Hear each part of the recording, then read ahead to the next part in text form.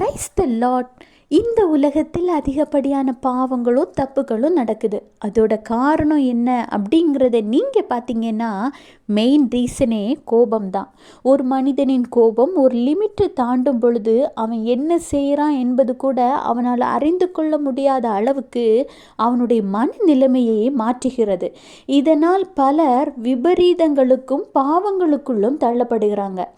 ஆனால் நீங்கள் கோபப்படும் போது நீங்கள் கோபத்தில் இருக்கிறீங்க, கோபப்பட போகிறீங்க என்பதெல்லாம் ஒரு மனிதனுக்கு முன்கூட்டியே தெரிஞ்சது தான்.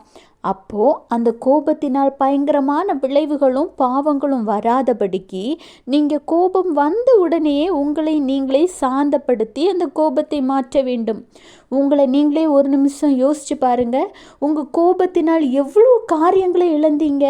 உங்களுடைய கோபத்தினால் எத்தனை பேர் மனவேதனைப்பட்டிருக்காங்க, கண்ணீர் வடித்திருக்காங்க. உங்கள் கோபத்தினால் நீங்கள் எவ்வளோ விஷயங்களை இழந்து போய் இப்பொழுது நிற்கிறீங்க.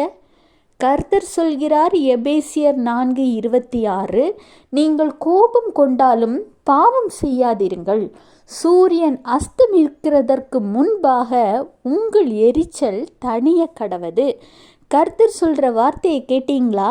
உங்களுடைய கோபத்தை தணிக்க ஒரே வழி உங்களுக்காக சிலுவையில் மரித்த ஆண்டவராகிய இயேசு கிறிஸ்து தான்.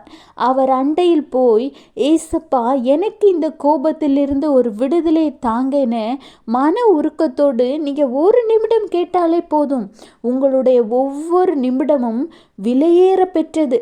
உங்களுக்கு விடுதலை பெற அவர் வல்லவராயிருக்கிறார் என்பதை நீங்கள் விசுவாசியுங்கள். விடுதலையை பெற்றுக்கொள்ளுங்க. ஒரு புதிய மனிதனாக புதிய வாழ்க்கையை வாழுங்க. Have a blessed day. Jesus bless you.